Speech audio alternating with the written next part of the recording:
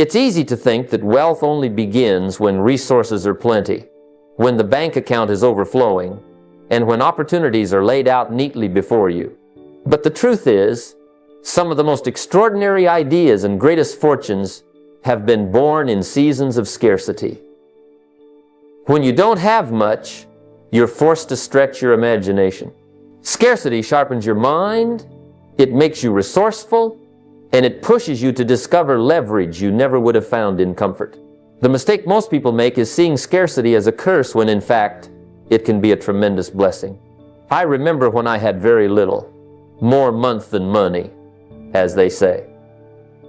It would have been easy to complain, to believe that lack meant I had no chance, but I discovered something powerful. When I didn't have extra, I had to use what I had with intention.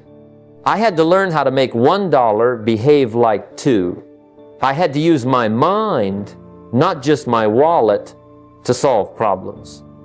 That shift taught me discipline, it taught me ingenuity, and it taught me that money doesn't create resourcefulness, scarcity does. Think about it. When you've got a room full of lumber, you may waste some boards. But when you've only got a few pieces, you measure twice and cut once. You make every piece count. That's the gift of limitation. It forces precision, focus, and careful attention. Many of the world's greatest businesses didn't start with millions in capital. They started in garages, basements, or small offices, run by people who had little more than an idea and a determination to make it work. Scarcity didn't stop them. It sparked their creativity. The challenge is to stop waiting until conditions are perfect. If you say, "I'll start once I have enough," you may never begin. The real practice is to start where you are, with what you have, and let scarcity teach you how to be clever. Maybe you can't afford a full advertising campaign, but you can pick up the phone and build relationships one by one. Maybe you don't have the newest tools, but you can master the basics better than anyone else. Small beginnings, managed with creativity and persistence, often lead to results far greater than those who begin with plenty but waste their resources. So don't despise scarcity. Don't see it as an enemy. Treat it as a training ground. Let it fuel your creativity, sharpen your discipline, and force you to think in ways abundance never would. Because if you can learn to win with little, you'll be unstoppable when you have more. One of the greatest lessons I ever learned was this: money may compound, but knowledge compounds even faster. You see, money follows the mind. If you improve your thinking, expand your understanding, and sharpen your skills, money will come as a natural byproduct. But if you chase money without upgrading your mind, you'll always find yourself running in circles, never truly getting ahead. Formal education, as important as it is, will make you a living. But self-education, what you do on your own time, the lessons you seek, the ideas you explore, that will make you a fortune. Wealth comes to those who make learning a lifelong priority. I wasn't born wealthy. I didn't grow up with a library of financial books in the house, but I made a decision early on that I would outlearn my competition. I couldn't control the opportunities others had or the money they started with, but I could control my own discipline to learn. So I started reading every book I could find on personal growth, finance, leadership, and the marketplace. I listened to recordings, I took notes, and I asked questions. Over time, I realized something remarkable. The more I learned, the more doors opened.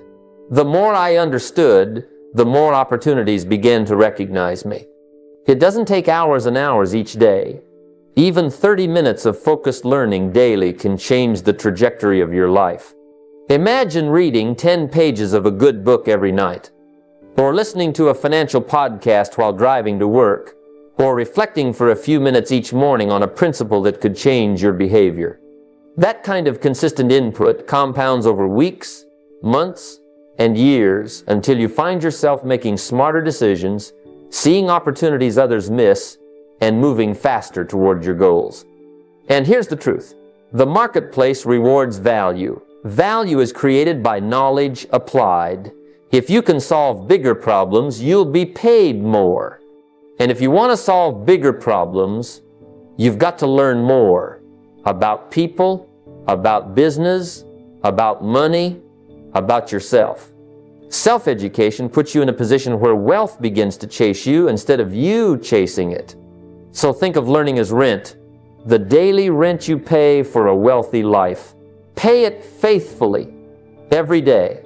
Don't wait until you have time. Make the time.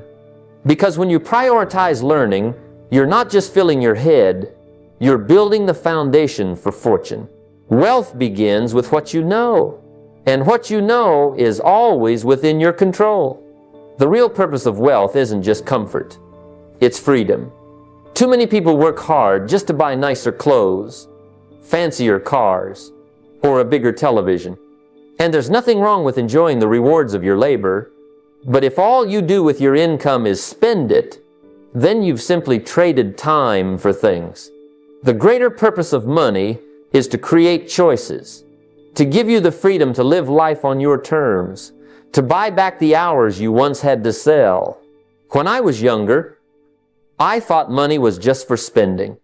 I worked hard, I earned my paycheck, and I spent it quickly, sometimes even before it arrived. It felt good in the moment, but when the bills came, so did the pressure.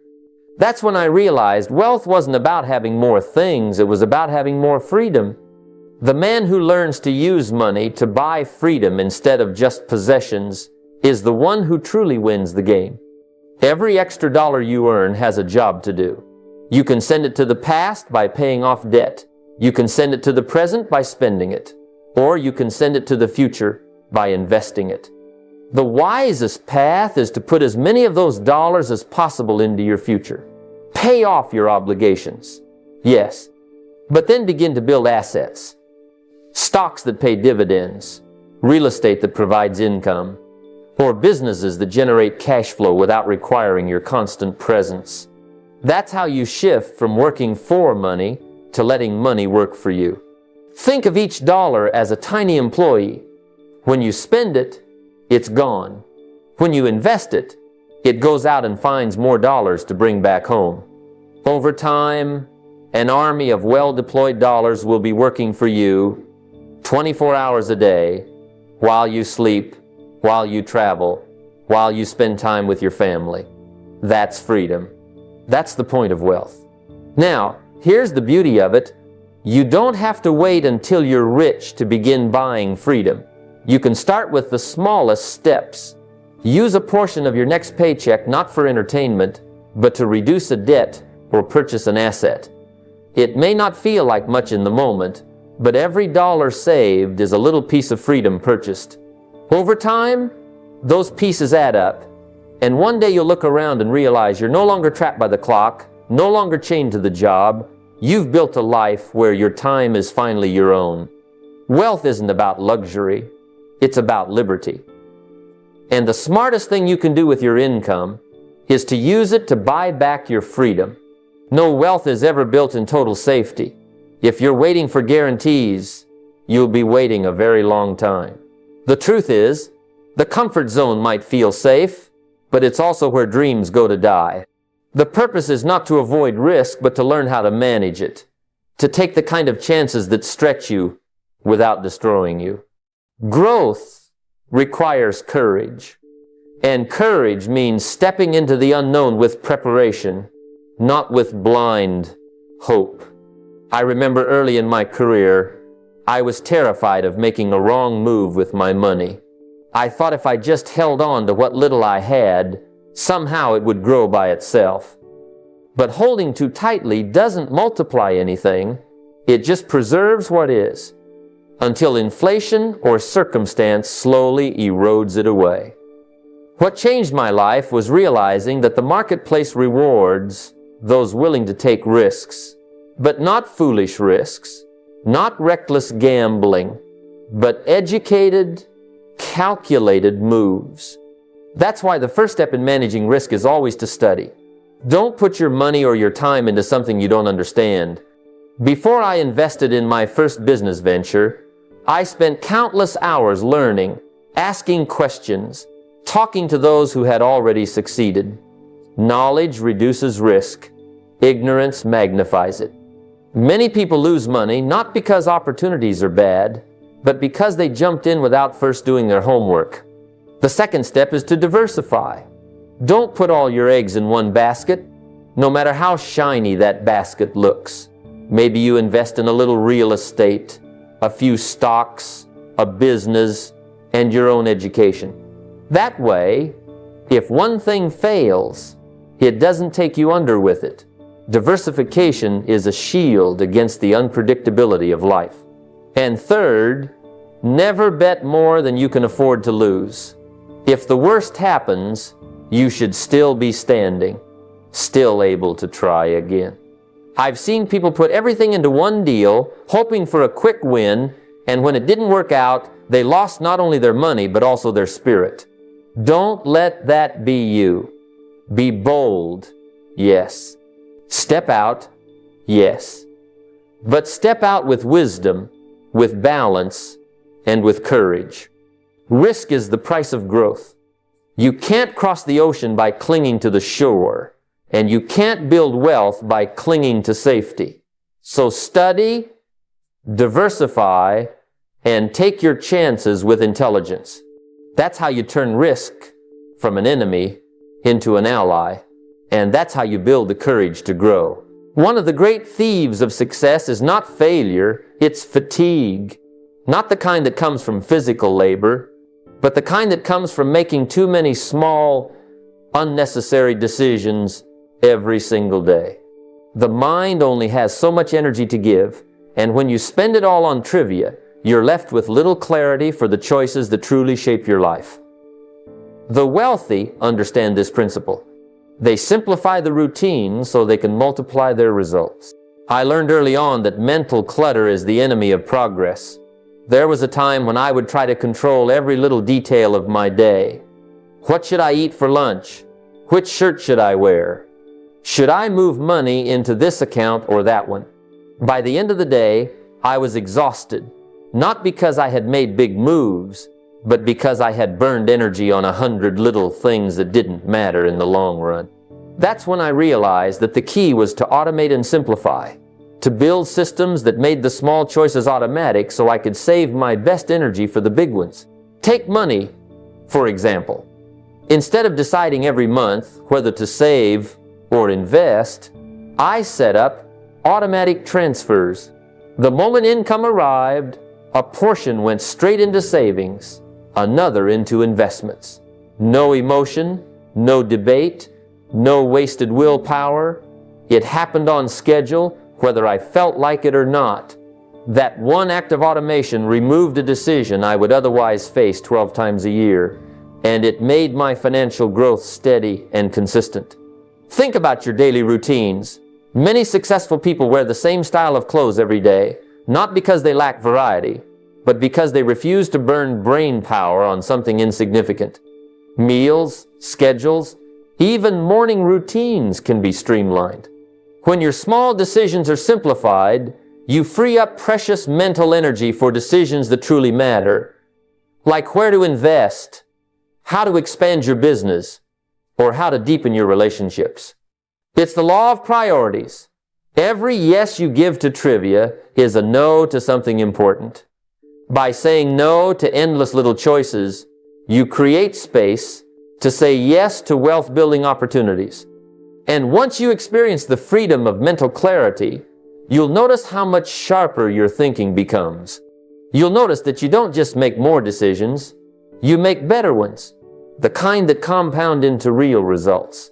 So if you want to multiply your impact, simplify your life, automate the routine, streamline the trivial, guard your mental energy like a treasure chest, then spend it only where it matters most, on the decisions that determine your destiny.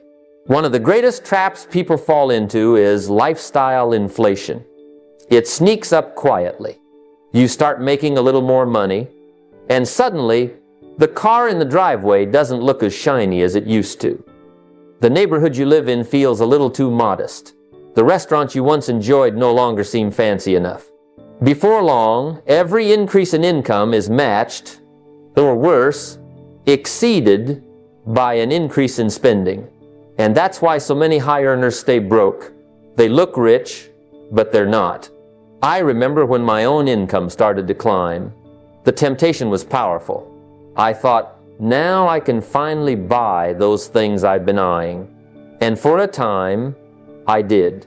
A nicer suit, a bigger house, a new car. But then I noticed something. Even though I was making more money, my savings weren't growing. My investments weren't compounding the way they should. Why? Because I was feeding my lifestyle instead of feeding my future. That realization hit me hard, and it changed the way I thought about wealth. Here's the truth. Wealth isn't about how much money flows through your hands. It's about how much you keep and how effectively you put it to work. If you spend every new dollar on consumption, you'll never escape the cycle of trading time for money. But if you discipline yourself to live below your means, even as your means expand, you create a gap. That gap becomes the seed money for investments. And investments are what buy freedom. So, what's the practice? It's simple, but not always easy. Upgrade your investments before you upgrade your lifestyle. Don't buy the new car because you got a raise. Buy another stock, another rental property, another income-producing asset. Let those assets compound quietly in the background. Then, when the day comes that your investments produce enough cash flow to cover your luxuries, buy them guilt-free. That's the key difference. Luxury should be funded by your assets, not your labor. The wealthy understand this. They resist the pull of appearances. They'd rather look modest and be secure than look flashy and be fragile. They know that compounding takes time, and every dollar diverted to impressing others is a dollar stolen from their future freedom. So guard yourself against the trap. Celebrate your progress, but don't let comfort rob you of discipline. Remember, the goal is not to look rich today, but to stay rich tomorrow. Build first, display later. And when you do, you'll find that true wealth is quiet confidence, not loud consumption. Most people spend their entire lives trading hours for dollars. They show up, they work, they get paid, and then the next day, it begins all over again. There's nothing wrong with honest work, but if all you ever do is trade time for money, you'll always be on the treadmill. The clock becomes your master, and no matter how hard you push, the freedom you're after stays just out of reach. The shift happens when you decide to turn income into ownership. When you learn to make money, not just once, but twice. I remember early in my career, I was working hard, putting in the hours, and feeling proud of the paycheck I brought home. But then I realized something. The money I earned disappeared as quickly as it came. It went to bills, food, clothes, and the little extras of life.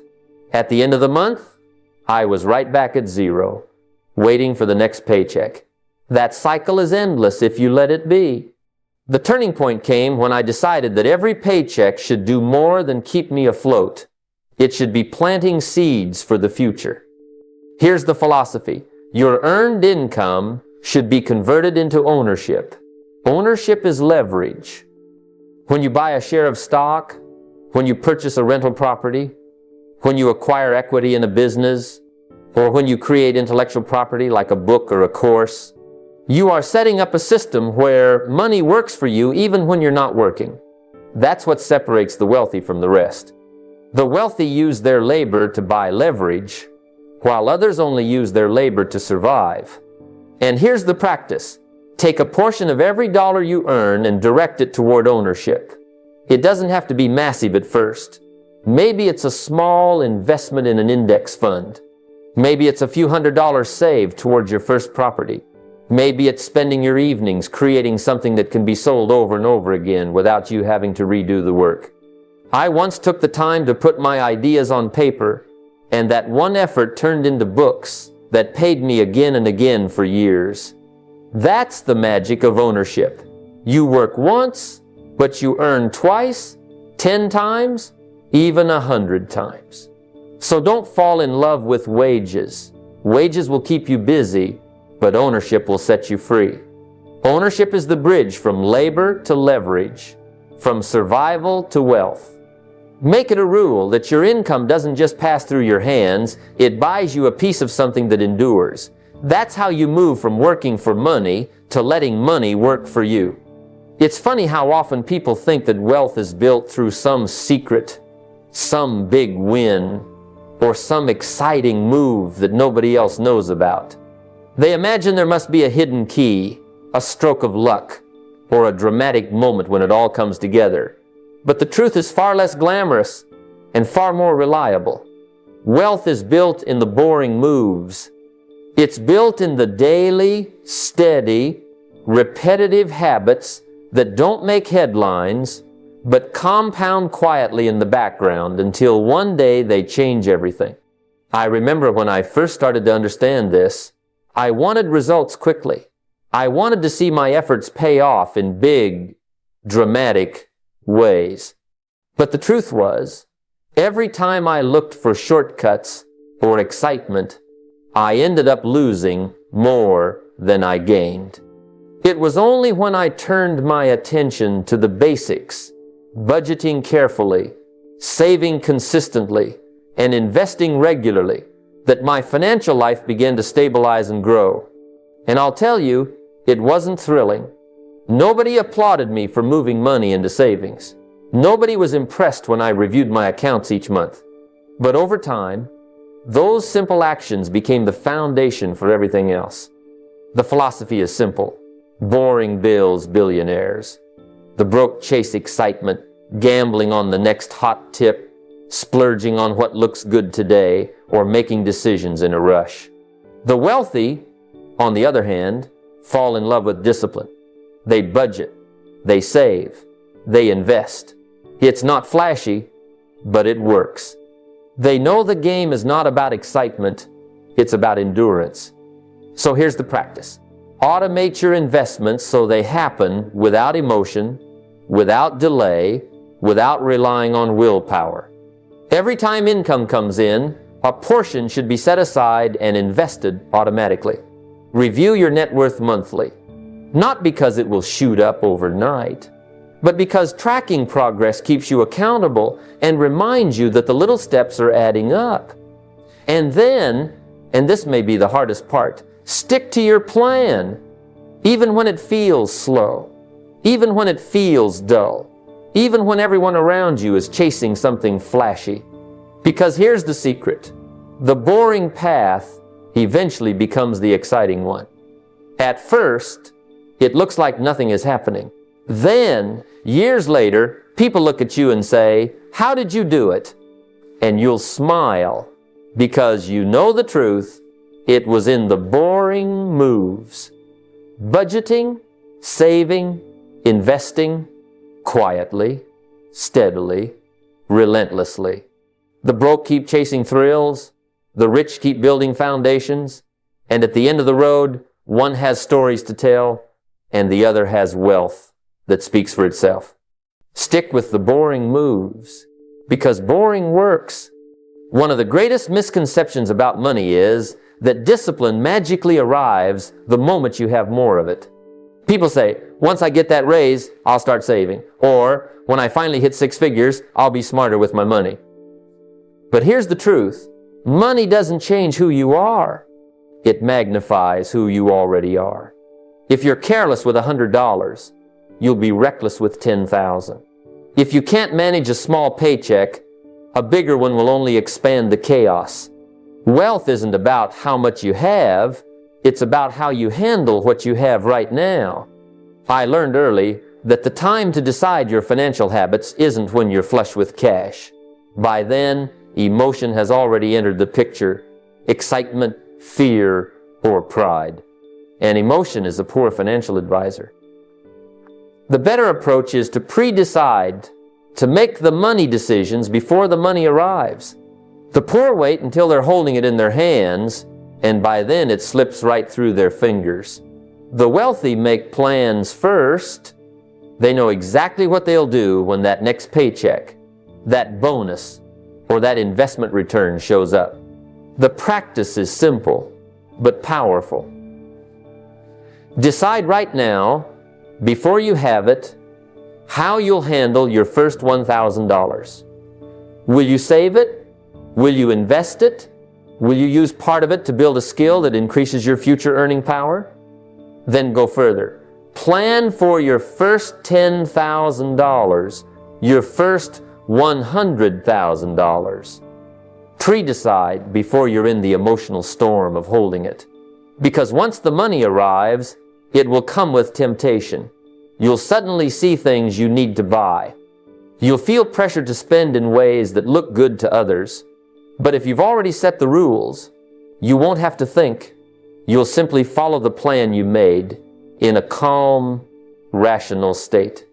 I once sat down with nothing but a notebook and mapped out what I'd do with different amounts of money. At the time, it felt almost foolish, planning for sums I didn't yet have. But when those amounts finally arrived, there was no hesitation. I didn't waste time deciding. I already knew what to do. And that's why those dollars multiplied instead of disappearing. So don't wait to get rich before learning discipline.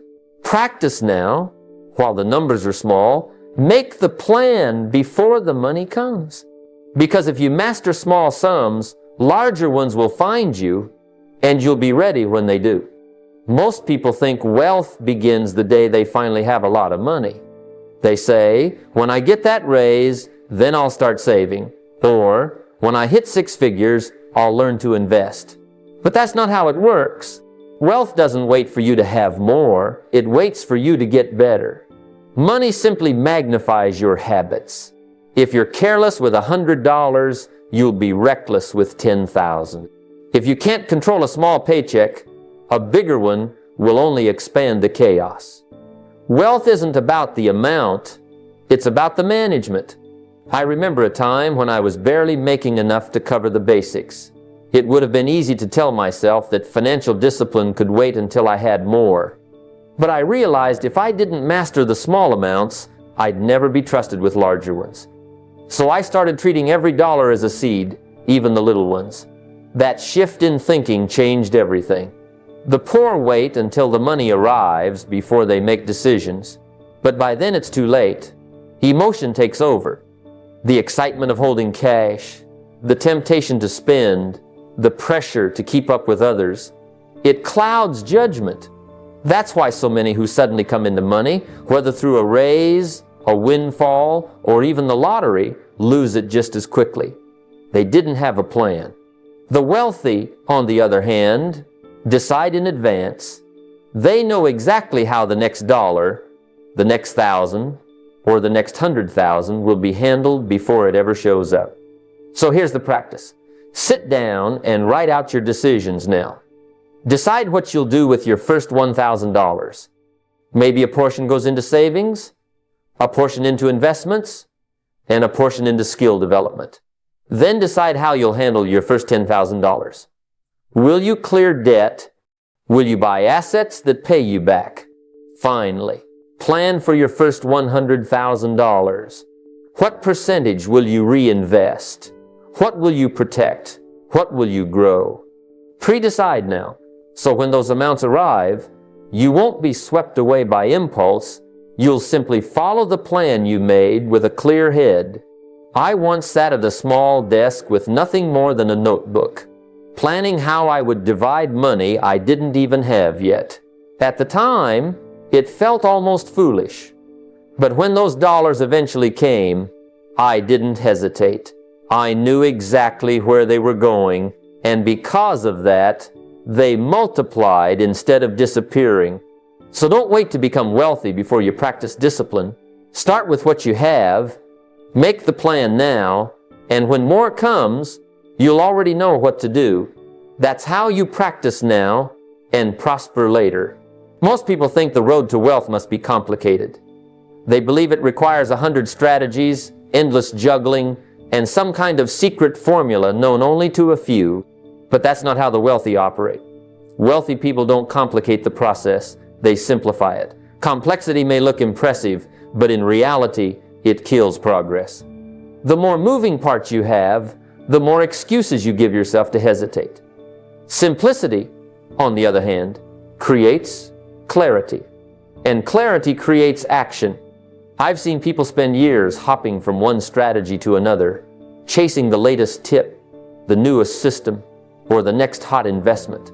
They get buried under a mountain of half-started plans, yet never see results. The problem isn't lack of intelligence, it's too much complexity. I learned this lesson myself when I was first introduced to wealth building. I wanted to try everything all at once. But the harder I chased, the more scattered I became, and the less progress I made. When I finally stepped back and simplified, I discovered that mastery of a few core disciplines was far more powerful than dabbling in dozens of ideas. Here's the philosophy: simplicity multiplies. When you identify the few high-value actions that really matter and do them consistently, everything changes. You don't need 50 strategies to get wealthy. You need a handful of proven habits done well day after day. And here's the practice. Start by choosing 3 core wealth actions. First, save consistently. No matter what happens, set aside a portion of every dollar. Make it automatic so you don't depend on willpower. Second, invest automatically. Put your money to work in assets that grow and pay you back. Stocks, real estate, or a side business. Again, automate it so you remove the decision fatigue. Third, learn daily. Commit to just 10 or 15 minutes of focused learning about money, markets, or personal growth every day. That knowledge compounds just like money does. When these 3 actions, saving, investing, and learning, become second nature, they no longer drain your energy, they become effortless, part of your identity. And because they're simple, you actually stick with them. Over time, the results multiply. The small deposits turn into real capital, the investments begin to compound, and the knowledge opens new doors of opportunity. I can tell you from experience, the moment I stopped trying to do everything and started doing a few things well, my results exploded. Simplicity freed me to act, and action created momentum. So don't let complexity rob you of progress. Simplify to multiply. Stick to the core actions that matter most, and let consistency turn small steps into extraordinary results.